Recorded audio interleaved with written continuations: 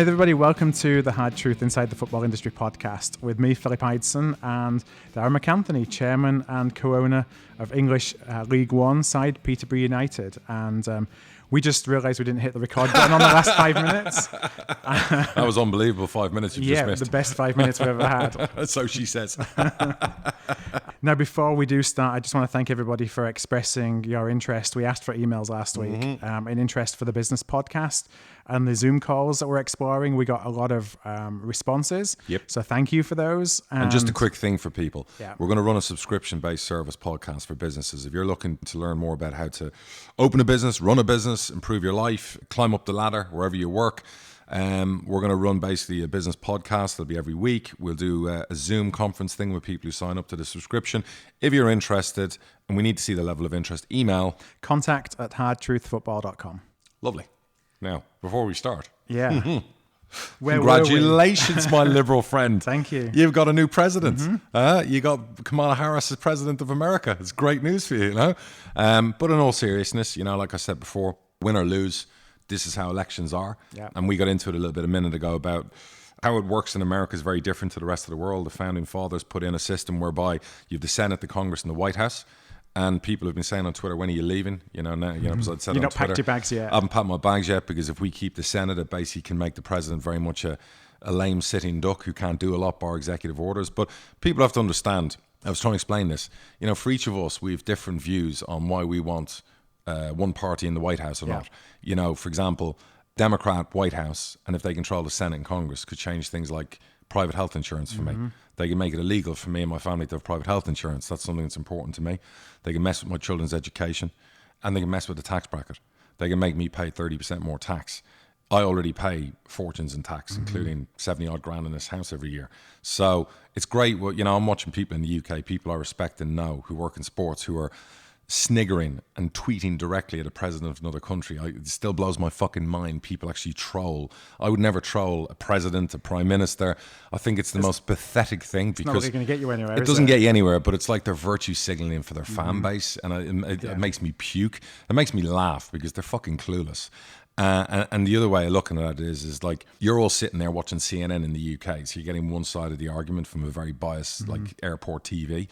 And you don't realise these things affect my family like they would affect your family. Yep. So you're all sniggering and enjoying this in the UK. And I can have an opinion on the UK because I employ over 200 people. I pay tax in the UK. Things like this do affect people's lives. And the idea that you would troll a president of a country, well, fucking shame on you, because I do think it's pathetic. Whether you dislike the president or like him, the idea I would troll tweet Kamala Harris or Joe Biden. I'm not going to see that then. No, I'm not that guy. At the end of the day, I might differ from political views from them, but I'm not going to troll them, whether I like them or dislike them. I think it's pathetic. I don't virtue signal to my Twitter fan base. It's not what I'm about. It's not why I'm on social media. And for people who've done it, like, I just find you pathetic. I actually unfollowed quite a few people when I saw some of their things. So we can all disagree in politics, but like, enough of the virtue signaling. We've seen enough of that now. So for people out there, yeah, it's going to be an interesting time. You know, new president, new era. Hopefully we keep the Senate with the runoff. You know, everything will kind of, the status quo will remain normal. And now we can get on with getting rid of COVID. I've noticed already CNN today, they've lost their COVID death tracker. They've had that up for weeks. The vaccine news that came out today. Fantastic. It was meant to be released on the 29th of October. But funny how the pharmaceutical companies didn't want to release it until today. Again, you know, you can think about that what you want. But they've come out with the news that we've got 90% efficacy, which for me, phenomenal. Most vaccines, 45, 60%. Yeah. I was saying earlier, I was laughing. There was somebody, people are tweeting, sports people are going, unless it's 100%, I'm not taking the vaccine. I'm like, you're so ill-educated saying shit like that. Like, what do you think flu is? Do you understand how vaccines work? Like, the flu is 45, 60%. To get 90% on this is a massive win. First go-round. It's a win. And there's going to be more vaccines coming. This fucker's getting defeated. That's the good news. If you're sat at home locked up again in the UK right now, this is getting beaten. No matter whether your Prime Minister can be negative or positive about it, this is good news, because this will be rolled out to those most vulnerable. It will reduce mortality numbers again. It will make it more difficult for them to draconian lock you up, stop you from going about life. You won't have to wear masks next year. Fans will be back at football. I said earlier, we will get the old normal back, because I hate the word new fucking normal. So for me, that vaccine news today, that's the best news we've had in months. And anyone who disagrees with that, I beg you to go do your research and don't base it on social media. I've already read like 3 different studies from scientists, pharmaceutical companies. This is wonderful news, and this means that this virus will be behind us. It might take a few months, but it'll be behind us, Phil. When you got reputable scientists talking about the fact that, you may not even need your masks by spring. Now, whether that's optimistic or whether it's not, it's a lot better position than we've been in for the last few months. Bring some light to the end of the tunnel, and this is just one of lots and lots of vaccine candidates out there. So you're going to be seeing over the next, whether it's weeks or a couple of months, a number of different pharma. So many ruling authorities have taken draconian actions against people. We all know the dangers of this virus. We all know the mortality rates. We see the numbers. And the great news now is if we can protect health workers, if we can protect those most vulnerable, and we can do that straight off the bat, like November, December, January. Yes, it might take a year for the whole world to get the vaccine. It doesn't matter, because with the reduced numbers in infections and mortality, straight away there's no justification for having to wear a mask, get PCR tests to travel, close up airports so you can't travel aboard. If you're not back to normal life by April and May next year, there's something wrong with governments around the world. And by the way, this vaccine shouldn't be a wealth versus poor thing. Every person should get this vaccine for free. Yeah, there's been enough fucking money printed to pay people to stay at home. I think the least they can do is make sure everybody gets the vaccine. And if you don't want to get the vaccine, if you're an anti-vax person, I believe they exist out there, you've got no right to tell me to wear a mask. Mm-hmm. So go fuck yourself and stay at home. At the end of the day, once this baby is out, I'm wearing masks anymore. Not if I don't have to. And I want to see fans back in my stadiums. Do you know what I mean? So this is good news on the horizon. I didn't check for a couple of hours, but this morning, you look at some of the stock market moves. You have the airlines up 30, 40%. I saw cinemas up 70, 80%. Paid off for me. I bought, because I take a few punts. And you had it like Expedia, didn't you? Right. I bought 50 grand's worth of Expedia options about 5 months ago. I bought 80 grand's worth of Carnival cruises, the cruise ship. They were right at the arsehole at the bottom.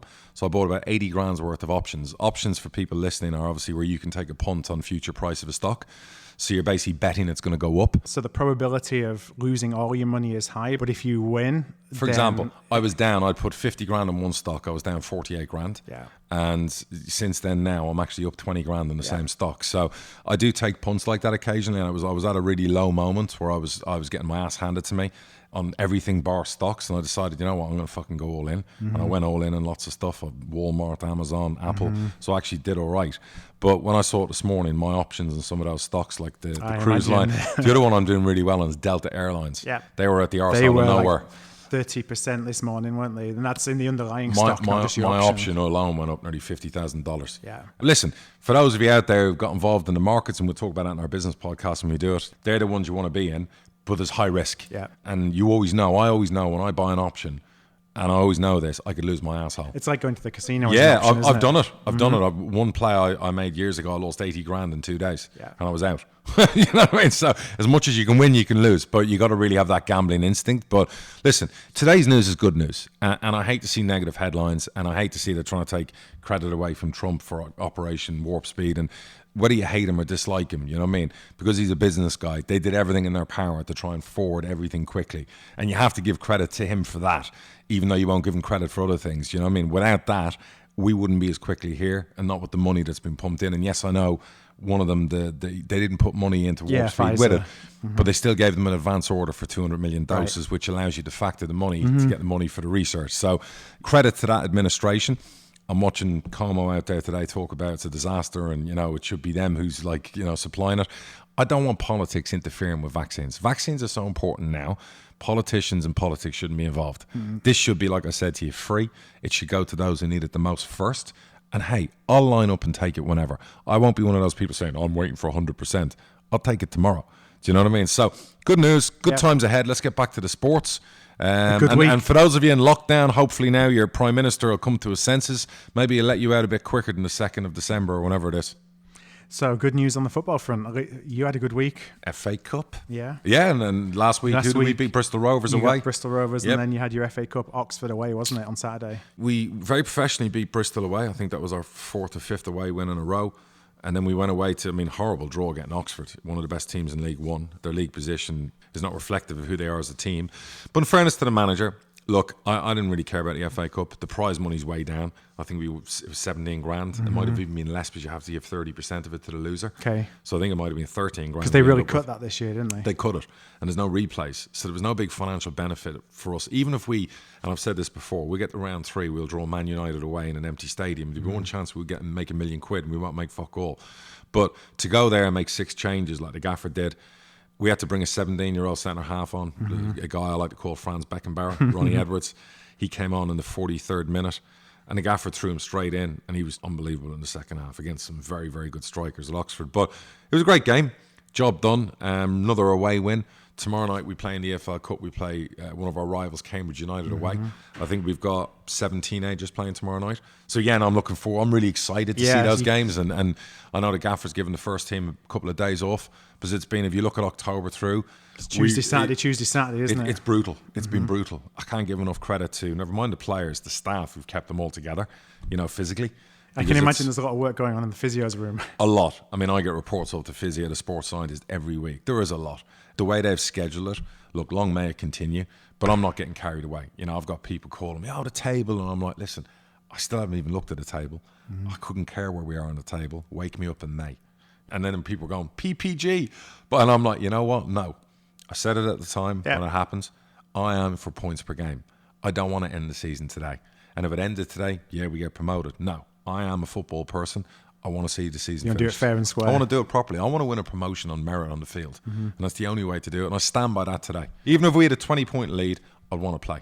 And you want your fans in the ground to see it. Most importantly, that's the biggest gutter. Yeah, and I'd love to see it after Christmas. I think it's going to the House of Commons this week. Yeah, there's a debate today, actually. Yeah, I got a thing from the EFL earlier, so that's going to be interesting. The government's still basically shirking their responsibility and saying, the Prem need to bail you out and we don't need to give you any money. And, when our fans back, well, I'm sorry, you're running out of excuses now. The vaccine's here now. You ain't got the excuse anymore. You have to let our fans back in. And it's getting to that point. But it's desperate times. I know every club in the League 1 and League 2 right now will be having conversations how to get through the next 2 months. Because the next 2 months, the next 3 paydays, November, December and January, historically, are the worst in the 12-month calendar. Horrible. So, and the FA Cup with 17 grand prize money, it helps a little. And what about all your deferred payments? They're all coming due as well. Yeah, lots of deferred payments are due. Even the players from before, they're due to now get their money over 3 months. You've got PAYE still, you're back paying. You got your VAT, your taxes, the HMRC need to be paid. So it's just an horrific time, Phil. And we all kind of banked on by November having a bailout of £1 million in League 1, at least minimum 1 to 1.5 million. Which would then get us through to February, March, and on to the next kind of red zone alert area time. So it is what it is. But look, I couldn't be any happier from a football perspective and how the club is doing. Our staff, even forget the footballers, our staff are just doing incredible under really, really extreme circumstances. And again, now some are being furloughed and, some are being asked, obviously, to work less and get paid less because that's just, we don't have any income. Even our club shop was the only thing that was bringing us income. We're shut down this month. There is no income. And iFollow is a drop in the bucket, isn't it? Yeah, it's bollocks. I mean, it's like, it's apples and oranges. I mean, you're not paying any big bills with that. So we have no income, and we're like everyone else in our leagues. None of us have any income. It's really, really bad. And at least if you're a bar or a restaurant that were allowed open until 10:30, you had the chance to earn. Even that now has been taken away, but they can still do takeaway. But we've got no income, and it's really and if you look recently. There's nothing written about it, is there? There's no headlines. There's no one screaming about it. There's no one in the news. There's no one worried about League 1 or League 2. Yeah, it's still on my mind. It's still on probably lots of people's minds. And it keeps me up at night. Well, the FA Cup draw, I think, is taking place as we're recording this. Maybe 5 or 10 minutes. Funny enough, I've got my Twitter account open here. It was the last time I missed it. I will guarantee you that we're going to get Portsmouth, Hull, or who else? Either Portsmouth or Hull away. Well, as long as you don't get us, I'll be happy with. We've had that before, but I guarantee it'll be Hull or Portsmouth away. We never get a decent cup draw as regards to a lower league team. That might get you some TV money this time. No, because they still wouldn't put us on TV. So, and I don't even know what the TV money is. I think that's dropped as well. We got 30 grand this weekend. We used to get 75 to 150. But then it was red button, so it wasn't. It's dropped a lot. I think there were 6 or 7 games concurrently. Maybe there's less than that. Maybe there's 2 or 3, but it wasn't like the main event. To be fair, it's the first time I haven't really been bothered about the cup. I actually watched Saturday's game, the most relaxed I've been. Truth be known. Fair play to the players, fair play to the manager. I'm more excited about the EFL Cup because I want, if we could get to Wembley, I think our fans will be back by April, May. Yeah. And how great would it be? That pent-up demand that people want. We'd probably sell 30,000 tickets to Wembley. Because people would want to come out on a beautiful day and watch you. So I'm more excited about that cup. So let's see. But Bradford, 7-0. Tell me about it. I mean, were they sensational? Well, What level were Tunbridge at? National League South. Oh, well, fair enough. That's not like fucking... That's a decent level. We've struggled against non-league teams before. Jesus. It was one of those where we scored in the first 5 minutes and it was never in doubt. Bosh. 10 minutes later, Sets the tone. free kick. But we played some good football. Good. It was a good result. We played our first team. There were no kids in there. But we spoke last week and said, like, you win on Tuesday night, you win on Yeah. Saturday. It gives you the chance, what do we say, momentum. And that's why you probably played the strongest team. I'm sure. Because you won on Tuesday, right? Yeah, we won 3-0 against Southend. Right, comfortably. And it was 3-0 at half-time. Bosh. And he was actually disappointed the fact that we took the foot off the gas at half-time, which I think they took into the game on Saturday. You 3-4-0 up at half-time. It's like, Put your okay, foot down. carry on going. But you see, that's momentum now. And that's why I would always say to my manager, if you're struggling early on and then you win games, why change it? Yeah. So, you go into the FA Cup. So who have you got now next? So we'll find out in a few minutes, I guess. What about tomorrow night? Have you got a Tomorrow game? night we've got Oldham in the EFL So Trophy. again, if I were him, keep going. If you can get continuity in your 11 on a winning run, which is for us what was so interesting, making 6 changes on Saturday, and some big players were missing on Saturday, millions and millions of pounds worth of players were missing. But to have that, to be able to change it, because you're going to need a squad this year. We've spoken about this. You are going to need like a strong squad, because to get 11 players to play every 3 days, for the rest of this, it's an impossibility. Yeah. You just can't do it. I mean, you've seen Pep Guardiola and Jurgen Klopp moan about 5 subs and whatever else. Prem players are falling down left, right and centre with muscle injuries and thigh injuries and everything else, and that's because they're playing Champions League football. So fair play to Bradford. So it's exciting stuff. Yeah, 7-0. It's the biggest win we've had since I've been supporting them, and that's been 30 odd years. Shit, really? So we've had we had a 7-1 and a 7-2 and a couple of 6s. I've been lucky. I've seen some big ones. Yeah. I think we beat Accrington Stanley 8-2. We beat Brentford 9-1. What else in my time? I've seen some 7-0ers. I've seen some 6-2s and 6-3s. I mean, goals has always been a thing for us. You know what I mean? So it's like, well, that's good. That's good. I mean, wow. There was Torquay versus Crawley. That was 6-5. I saw one of my previous strikers, Tom Nichols, scored 3 goals, didn't he?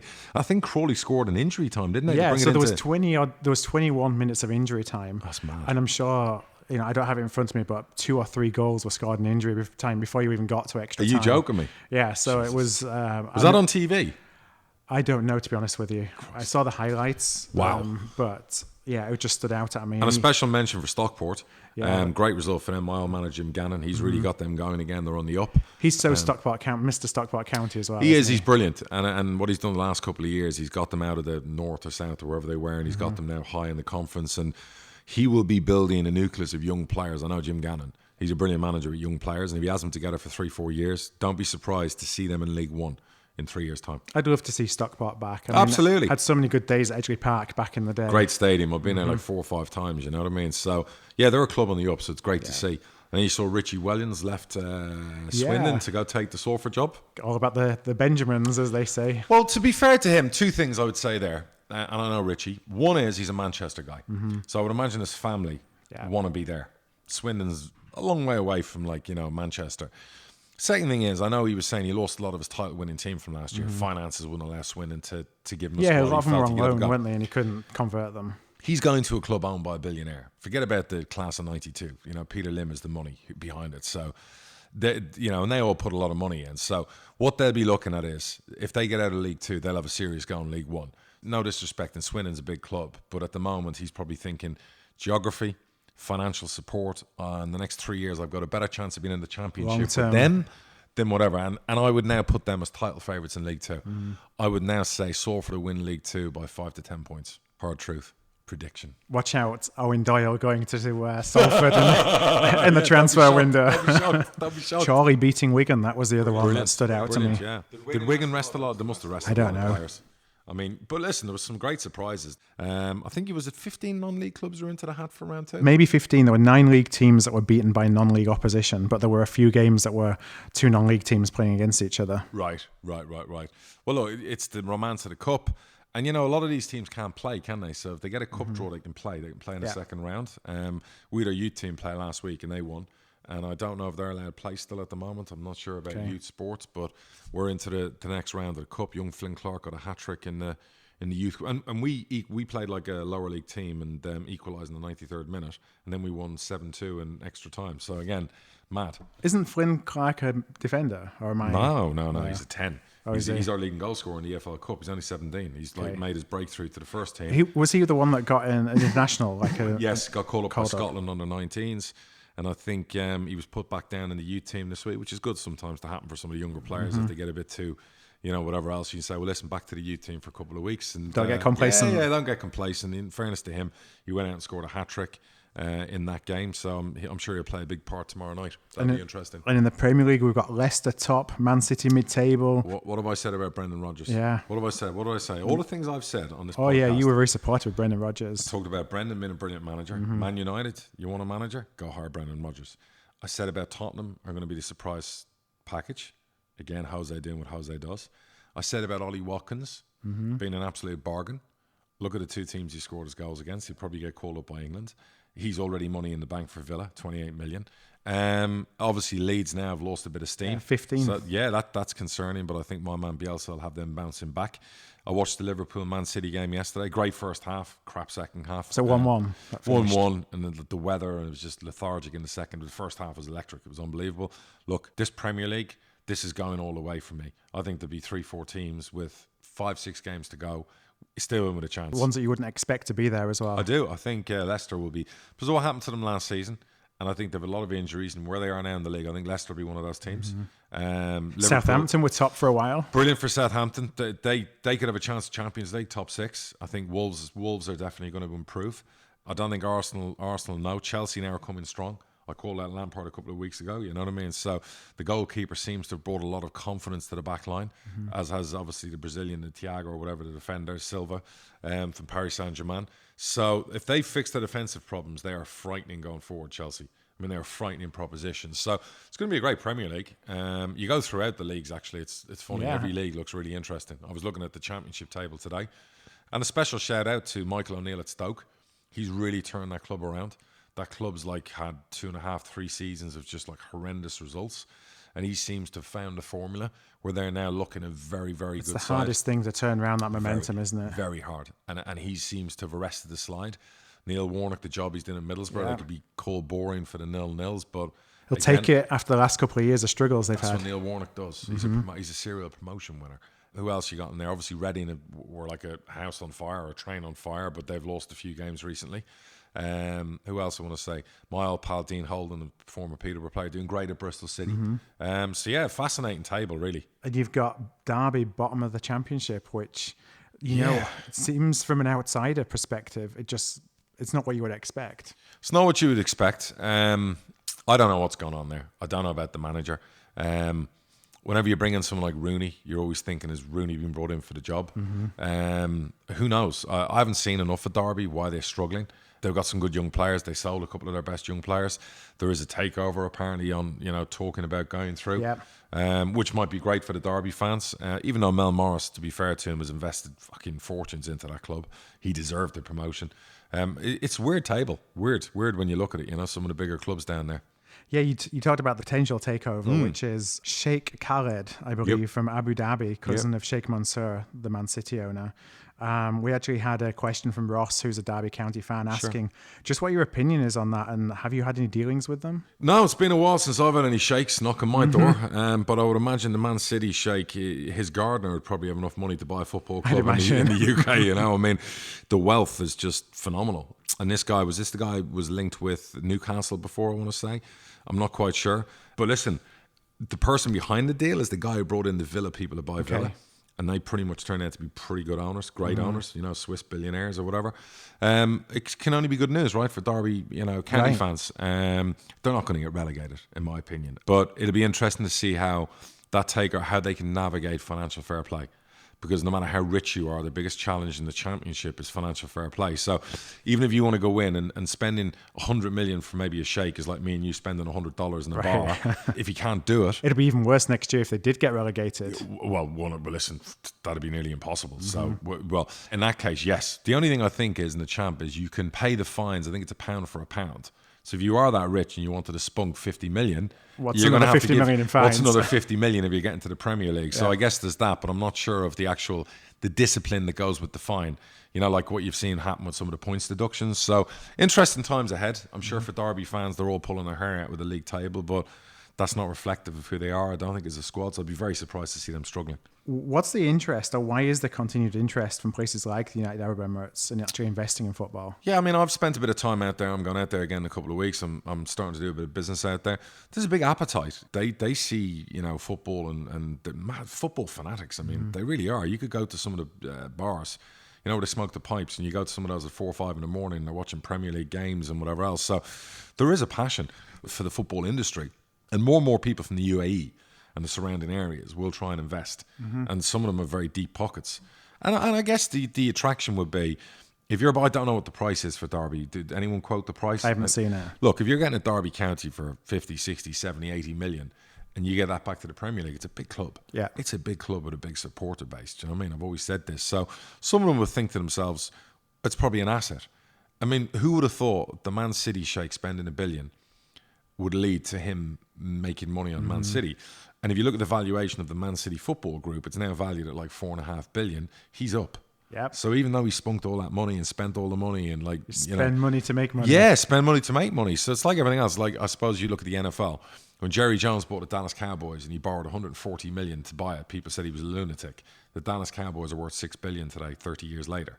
So there you go. Sports can appreciate, you know, clubs can appreciate big time. And especially now where really the only place, I mean, it's what drives a lot of the TV deals, isn't it? Sure. The fact that the live sport is really the only place where people gather at a certain time. And the advertising, you're not going to fast forward through your commercials. No. Most sports are getting bigger TV deals. The only place that's probably going to do the worst TV deal is basketball, because of the social justice stuff that they push probably to a point where it's now going to bite them in the ass because their viewers turned off. I think they lost 80% of their viewership, which is a whole other debate.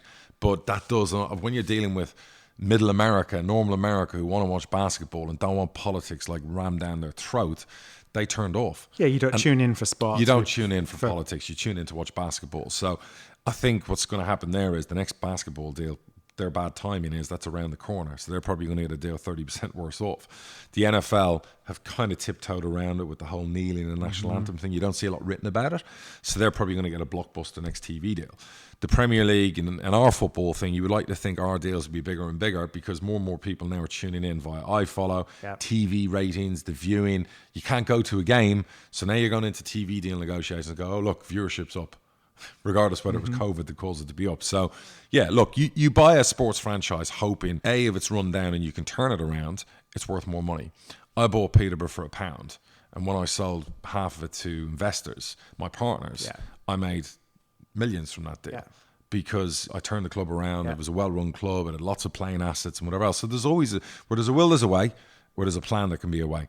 And obviously it doesn't always work like that. You also need patience, and you know, you wonder about whether some of the investors are in it to turn a quick buck, or whether you're in it for the long term. Anyone buying a club to turn a quick buck, you're mad. Because the one thing with football is, look, 3 teams get promoted out of a 22 or 23 as a 24 team league every year. Do the statistical analysis on that. No matter what you spend, there's no guarantee. You can spend what you want. There is no guarantee you're going to win promotion. You could go back to Leeds when they were marooned in League One for 3-4 years. You could go back Man to City were marooned down there. It can take time. So if you're buying a club and thinking, oh, I've got an exit strategy in 3 years, for me, that's a pipe dream. You know, being polite. Well, we're going to go to some listener questions we've got in a couple of minutes. The one last thing that I was actually going to talk about when we're talking about the vaccine, but I didn't bring it up then, is I saw that you published protocols today for getting fans in the ground. Is that to demonstrate that things are under control, that you have things under control? Of course. We're trying to, you know, we've had our local MPs down. We've demonstrated what we can do. We feel we can pretty much not guarantee everyone's safety, because that's nearly impossible. You know what I mean? At some point you hand the keys over to people when they make the choice. Like, you got people here going to Tampa Bay games. There was 18,000 people there last night. So can you guarantee everyone's safety? No, but you'd like to think if you put in protocols like wear a mask, wash your hands, we do the temperature checks, we keep crowds away from each other. You got the bubbles. We social distance, you have family bubbles, you have outdoor toilets instead of indoor toilets where they're portaloos, so you don't have 15 people in the toilet at once. If you do everything physically possible to mitigate the virus. You're doing your best. Otherwise, you're just never going to open a football stadium again. I personally think it's probably one of the safest places right now, with everyone locked up during flu season in the UK. Being probably outdoors in a football stadium is probably one of the safest places to be. You know, and the fact we have 150, 200 people buying dinner and drinks and watching games inside the lounge 10 feet from the door, you know, when we're allowed to do that, it's just like, it's just fucking madness, pal. So we're trying to put out the protocols. We release them today. We're trying to let our fans know it's communication. Look, this is what we were doing. And for our older fans, once we do get the green light, we want them to be confident that we're going to try and protect them as best we can. Because a club like Peterborough, you know, a big part of our demographic and our fan base, particularly the ones who spend the most money, actually, funny enough, are our fans that are over 55, 60. We have to protect them. Yeah. I mean, not just from a financial point of view, if anyone's asking that. No, it's because we care about them. They've been around a long time, and I'd be horrified if one of those fans, it was traced back to something we were at the the Peterborough game, and, you know, it was a super spreader. And so we just look, if we have to get everyone in hazmat suits, and if we had to provide 7,000 hazmat suits on a match day to get our fans back for our next home game, I'd put it on my credit card. I'd do it. And I'm sure we'd have loads of fans who'd probably wear one to come and watch a game. You know what I mean? So that's where we are. All we can do as clubs is push as hard as we can. Now, personally, I think the government aren't interested. They don't really care about our industry. I said it before, they got their foot on our neck. They're smothering us. They're not helping us. I saw today they're talking about England. They're going to have to forfeit their nations group game to Iceland. Play in Albania. Well, again, if they have to forfeit, that could damage England's chances, right, in the Euros and stuff. If I'm wrong, I don't know if they've qualified already. Well, it goes into the... It's so confusing, that's stupid. The rankings and the coefficients and everything. So again, what's the government doing to help the English national team? It's so ridiculous. So they're not helping our leagues. They're now not helping the national team. Why doesn't the government just come out and say it? We've got no interest in football. We don't care about your industry. We'll get round to you eventually. Well, they don't We'll make sure the theatre's on. We'll make sure the arts get their £1.5 billion, but we couldn't give a fuck about you. They don't care about anybody, but that's a whole different discussion. Well, they do, because they gave $1.5 billion except for themselves. To the arts. Right. They gave money to the theatres. They've allowed other industries open. They've allowed Legoland open. They've allowed all these other places open, with people. You've seen the pictures, the crowds. So I will disagree with you there, and the hard truth for me is they don't give a fuck about our industry. All right, well, let's go into some questions. We'll be back right after the break.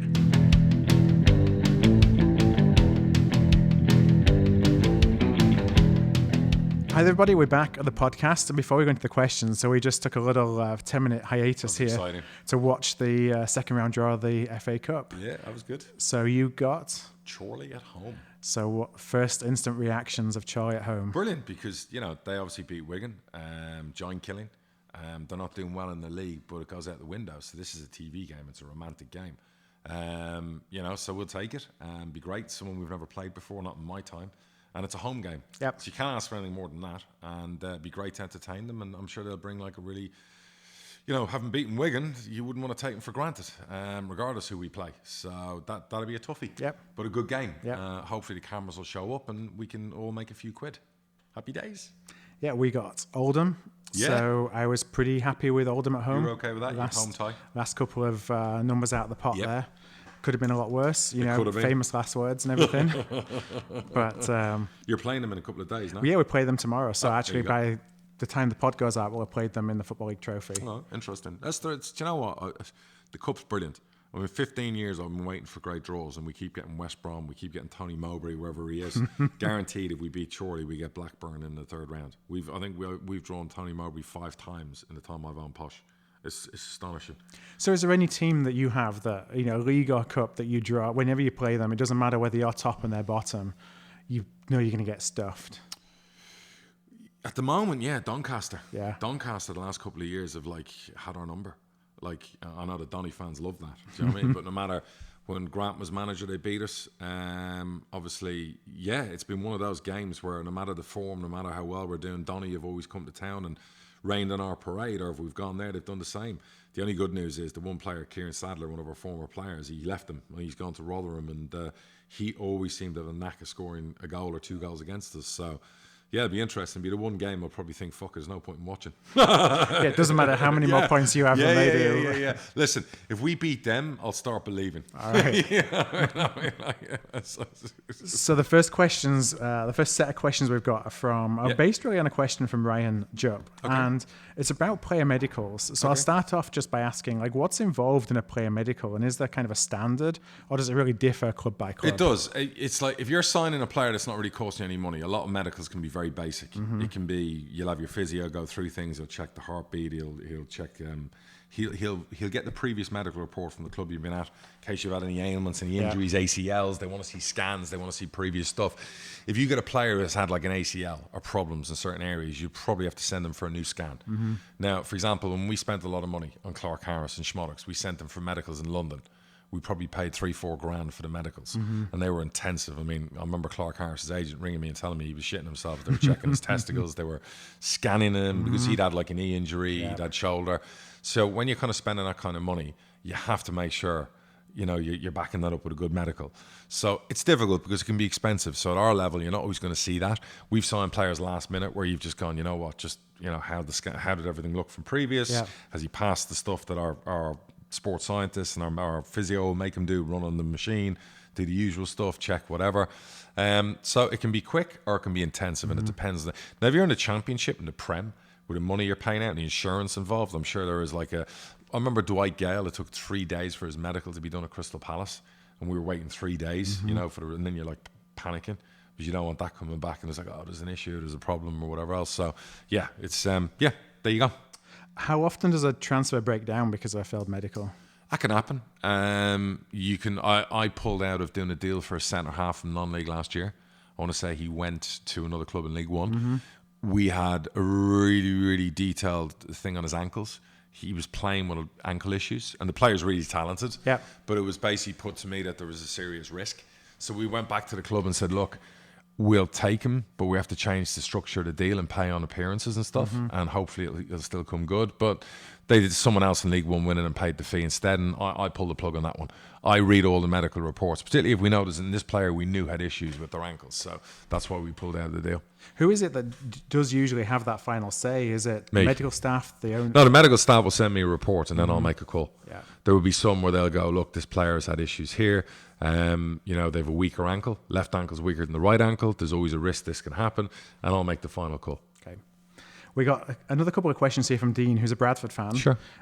Dean asks, so when you decide you're going to part ways with a manager, have you already got someone in mind to replace them, or do you start to look once you've done the deed? Sometimes both. Sometimes it's instinctive. It's off the back of a bad run, and you think, well, I'm going to give him a couple of games, and then you go out and play, and then you just get absolutely battered, and you just look terrible.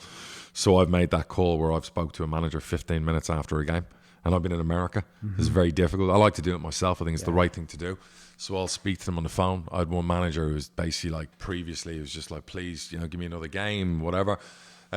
You also know at a point where I've had other managers where I've known the relationship's deteriorating because I've stopped speaking to them, and they probably know as well. From my perspective, it's like, I'm on borrowed time here. So then I'll come over. I've done that a couple of times where I've come to the UK, and then I've known when we lost the game, I've gone right to their office and gone, look, this is over. We're done. Best of luck. Thank you for all your time. So it's and have I had other managers? Yeah, I mean, last time round when I was Steve Evans, I let go. We were 6th, and I knew we wanted a change. Yeah. So I knew already I wanted Darren Ferguson back. Yeah. So that decision was made, and I know that sounds unethical and wrong, but listen, grow up. That's fucking life. Players get tapped up, managers get tapped up, owners tap up other managers while they still have owners. That's the hard truth. If people don't think that's going on, well then, you know, you're naive. Yeah. This is the game. So do you have a Dropbox, and this is another question from Dean, for up-and-coming managers as you do with up-and-coming players? Yeah, so I've got, like, if I showed you here in my posh folder in Dropbox, and I showed you it earlier with a young gem player we're not going to talk about, but I was trying to show you how we do the analysis and the breakdown. In here I've got 2020 recruitment players, I've got managers, players. Of course, I'm one of those guys, I am the plan B guy, plan C. So if Liverpool came in or Man United came in tomorrow and took Darren Ferguson, I always need to plan for the eventuality I'm going to lose a player, I'm going to lose a manager. And if something happened to my manager tomorrow or tonight, we don't have 2 weeks to fanny about, not in the position we're in. You want to make sure that you can find the same manager, type of manager, the philosophy, the football will work under how can I put this? The way Peterborough, the infrastructure's set up, we need a specific type of manager. Yep. We couldn't go out and get a manager who plays completely different football, who doesn't believe in young players, who believes in very direct physical football. It's just the way we're built as a club. We're very academy driven. You kind of tried that, didn't you? We did. We're very philosophy driven. We're going to stick to our philosophy. So I have already a list of 5 managers that if Darragh were poached by United or poached by Real Madrid or whoever, and they meet his release clause, I have already got a list that I can go and ask permission to speak to those managers, and I will go and I will interview them myself. And isn't that what the foundations of successful football clubs are built on, that continuity? Plan B, continuity, everything. Look, business, football, sports, even life itself. You ask me, I am that plan B, plan C guy. So, for example, I let people in a secret. Like, Sundays is my day, like once a month on a Sunday. Financially, what I'll do is I'll do all my finances, I'll do my planning. I've got a record of how much did I have last month, how much have I got this month, what's the family spending, what are we doing, are we going on holiday, am I buying a new home, am I selling a home? And once a month I lock myself in my office with a coffee for 2 hours. I do a little bit of financial planning, I do a bit of financial fantasizing, where I say, well, I want to do this or I want to do that, and I'm going to have to maybe invest in a new business, or I'm going to have to invest in the stock market. I'm that plan B guy. So in all the planning I do, you'll see in one of my documents, you'll see plan B and C. So if plan A doesn't work, where do I go to B and C? And I'm also that worst case scenario guy. I always try and build in a worst case scenario when I do something. So I've taken the same approach with the football club in everything I do. And I always think you need a spare parachute if parachute 1 doesn't work. Now, the last question from Dean is, have you ever had a manager offer to resign and they've said no? Or, sorry, that you've said no, that they've offered to resign? The gaffer, when we got relegated from the champ, Cruelly, years ago, he was so down. It took me 2 weeks to convince him to stay. He was just browbeaten with it all because of the circumstances. It was exhausting. What happened? I couldn't get him to come out to see me in America. It was really, really difficult. Eventually, I convinced him to stay. Probably at the time he needed a break. Second time, the gaff, we were 3-0 up and 4-2 up away at Oldham. We lost 5-4. And it was one of them times where things weren't breaking for us. And after the game, he wanted to resign. He'd had enough. He lost his shit with the players, and it was just one of them days. So I got my CEO to go down. We put him in the Oldham manager's office, and I spoke to him on the phone and said, listen, calm down, take a breath. You're not going out like this. So, just let it go for today and let's speak tomorrow. Sometimes you have to cool it down. So I know when to step in and, look, who motivates the motivator? Sometimes you have to help as best you can. And some people think I'm that chairman that's like interfering or I'm put too much pressure. They don't see the other side to me, where I am doing my best to not placate, but to motivate and keep a manager upbeat, smiling, even in tough times. And it's very, very difficult because I get down. Who motivates me? And it's really, really tough. You know what I mean? But I do my best, and I try and do my best with my managers. I'm a hard taskmaster, but I will back my managers as best I can, always. And that's all you can do. Now, do you think it's easier sometimes when you are here in the States as opposed to being, in the ground or in the club, that you can take a little bit more of an objective distance? Great question. Yeah, I mean, yes and no. Yeah, I'd like to be there more. But even when I'm in the UK, I don't overstep the boundary. I have an office, the training ground, but you never find me in it. I was in the UK recently for like a couple of months. I probably went down 4 times in all that time. So I try and give the manager as much, space and freedom as he needs. We speak all the time, you know what I mean, after a game. But even like yesterday, my passing words to him were, look, the players have got a couple of days off. Why don't you relax for a couple of days, have a mental reset, go bang the missus, go have a few glasses of wine, spend time with the family and give me a ring on Tuesday, because he needs it as well. And like recently it's been a real, like, you're just back to back with games, you're away all the time, COVID going on, there's so much going on. So if I lived in Peterborough, I wouldn't want to be there every single day because I think sometimes that's probably too much. Too much. Now, a question that I had that kind of builds on that is, when you're hiring a new manager, are you also negotiating to hire all their entourage? So they're bringing their own assistant, their own scout, their own head of sports science, or is that something you normally see further up the leagues, not so much? No, you listen, we've done it at our level where I've had a clean sweep and I've got rid of all the staff, and new managers have brought in their own people. There's a budget for an assistant, there's a budget for a goalie coach, for a physiotherapist, for a sports scientist. No scouts. I do the scouts, so they don't get to bring scouts with them. That will never change at our club with my recruitment, not as long as I'm here anyway. I mean, with Darragh it was easier because we had a good sports scientist, good physio, good goalie coach. there was the bones of a really good team in place. And sometimes you can keep good people. The analyst was the same. Maybe over time, Darren might whittle one or two out and bring one or two in. But what you like to do is you want to try and make that transition from old manager to new manager as seamless as possible.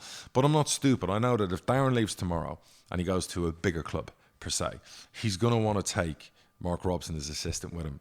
He's going to want to take his sports scientist with him. So I've got transfer fees and all of them. So if he does want to bring them, they're going to have to pay. So that happens. Do you know what I mean? So hopefully you wouldn't lose them all. But if it's a step up for him, you will. If I fire him, I'll keep some of the staff, and then a new manager come in, he'll get to bring his assistant in most likely, do you know what I mean, or whatever, but that's just the way it is. So I have a question from Tom, who's a Posh fan. Sure. And it's actually something that I get asked a few times to ask you. Okay. Have you ever thought about working for the EFL? No, I don't work for someone. No, and I don't want that to sound arrogant, but I made a vow to myself when I was fired from, the last job I ever worked for someone. The vow I made when I got my ass kicked and sacked was I'll never ever answer to anyone again. And no one's going to decide my destiny where I have to go to work and hear whether I'm sacked or not. It doesn't work for me. It's not my personality. So would I work with the EFL if they came to me and wanted to pay me as a consultant, or any football association, or any? If I didn't own Posh, and I'm not blowing my own trumpet, there would be clubs who would want to maybe recruit me, in a technical director role to do recruitment, to do whatever, do you know what I mean? And clubs higher up, because of the record I've had over the last 11 years for transfers outside the Premier League. So, but it would be very much a consultancy agreement where I'm not working for someone else. At the end of the day, I'll do a job and a gig. It's a 12-month contract, a 2-year contract. I've been offered a couple of things like that before. People have offered me money to go and consult on real estate projects, and I was so exhausted by real estate, I turned them down. One of them was in the UAE. Another one was actually in, believe it or not, Russia. Right. You know what I mean? Big developer, but my time with real estate was done. I'm all right now. I'm ready to go again. But I needed some space. I needed space mentally from it, and I could afford to say no. So I'm not against working with people and consulting, but to work for somebody, that I just can't see that happening. And God willing, that never needs to happen. All right. Well, the last question that we have this week is from Jeff. Sure. I put it in the business questions section, but I think it's related to life as well as just business. How do you keep motivated to carry on working on everything that you're working on when you've already been successful? Really, really difficult when you get to the top of the mountain in your chosen industry, whatever you do, whether you're in sports, whether you're in procurement, whether you're in real estate. In real estate, I reached the top of the mountain by 27, 28. And when you come down that mountain, it's so difficult to have the energy to go back up, because everything goes with you when you're on the up and everything goes against you when you're on your way down. So to stop the slide, to then suddenly have a reset and then go, I'm going to go again, having that energy is probably the toughest thing mentally. So it's tough for me to answer that.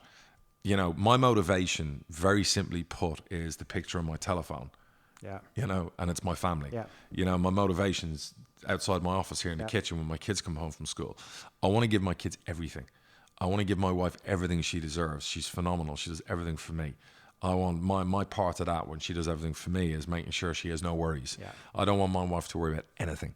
I want her to be able to bring up my kids and do the things she does without worrying about no issues. I don't want to not be able to pay an electricity bill and not put food in the fridge and not be able to buy my kids clothes. And I say this because we've all been there. And at 23, 22, I'm driving a rented car. I don't have £1,000 in the bank. Do you know what I mean? So I wasn't there with young children. I can only imagine for people who are. I don't want to be there.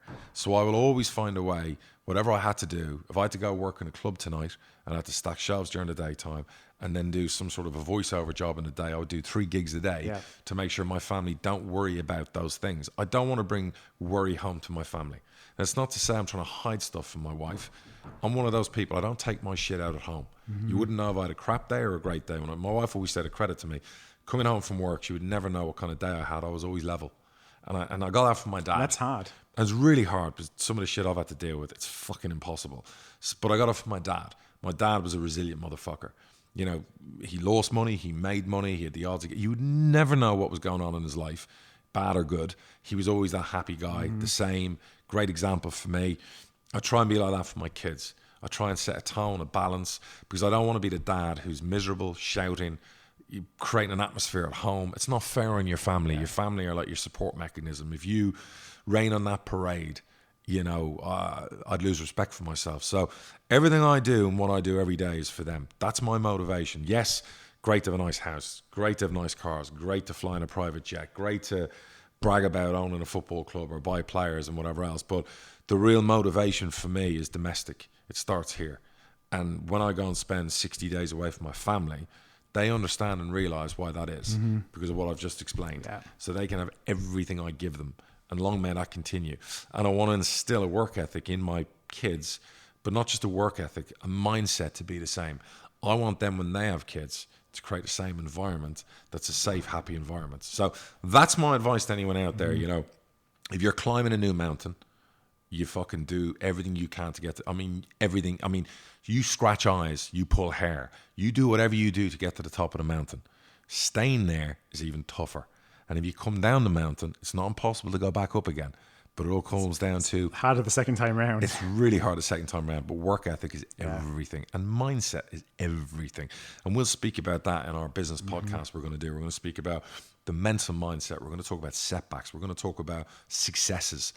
Some of my regrets, and I'm not a regretful guy, is I probably didn't enjoy the successes when I should have as much, because I just took them for granted. You also focused. It's like correct. You focused on the next thing, and, right. and at what point do you become satisfied? Correct. My dad would say to me, he'd sit with me and go, "You're never happy. You got all this. You're never happy." And There's always another mountain to climb. I said, "Dad, the minute I'm happy is the minute it all stops. Yeah. And I don't want it to stop." Yeah. But I look back and I think of so many magnificent things and achievements and firsts that I did, and I probably didn't stand still enough to enjoy them. I was trying to kick on to the next one. And I would say to any entrepreneur, any business owner, any person who's on the up, just take a moment and try and freeze frame it and enjoy the successes, like a win in football. Enjoy it, because the loss is around the corner and it's going to happen. It's inevitable. It's part of life. That's the hard truth. All right. Yes. Celebrating your wins is the hardest thing. Massive. Because you've always got bigger things that you're trying to achieve. Of course. You're on to the next one. No, that's what I've been told. And from my business coach as well, it's something that you got to focus on. You've got a business coach, Yeah. Philip? You're getting it free here every fucking know, week. right? You want to fire that motherfucker? I can save some money. So there you go. That's how we're going to make it from this podcast. Listen, free advice anytime. And look, at the end of the day, I'll be your biggest fan. I've said that to you. We have very difficult political beliefs, but I want you to do well. I want your lovely family to benefit from that. That's what's important to me in life, and people who I know. I've always said I'm not a jealous person. I'm envious in a good way. Jealousy is poison. Envy's healthy.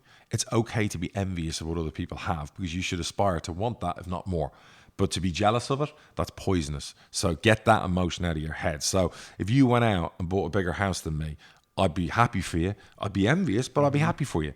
Do you know what I mean? Like, fair play. You did it. You know what I mean? So that's what life's all about. Look, this is the end of the podcast, but I just want to put it out there again. We're looking to do a business podcast to talk about life, business, highs, lows, all of that stuff. If you're interested, email Phil at... Yeah, it's contact@hardtruthfootball.com. Yep. We've had over, I think, 150 so far. We want to get up to at least 1,000 people. And then we will start a subscription-based service podcast with a lot more frills to it, including Zoom calls and some coaching. I apologize in advance that I'm not able to respond to everyone personally, but it's giving us a really good indication that the interest is there, and so we can bring together. And we've got a new sponsor, possibly. We've had 2 people inquire now properly heavily for sponsorship, so we will, for the next couple of episodes, have a new sponsor. We've also added to the team, so special welcome to... Yeah, we have Rob on social media, and we have Henry, who's helping us really producing the show. And becoming a business, this is. Audio and the video. So, we're finally getting a really great team around us. And listen, credit to you, because you've done all that work, and everyone listening, really appreciate your support, because you help us get up the charts. Keep putting the ratings out there on Apple and Spotify. Any advice from people out there who are experts in podcasts, we appreciate it as well. Free advice especially is the best advice. And just want to say, let's leave it here. It's been a good day today with the vaccine news, and we'll take the positive. Like I said, we'll stand still for a second and enjoy that, and great days are coming. And the normal we're all used to is coming instead of a new normal. So we want the old normal. So to everyone out there, again, thank you for your time, and thank you for the support. It's tremendous. And keep the questions coming. Brilliant. Contact@hardtruthfootball.com. Take care, everyone. All right, take care.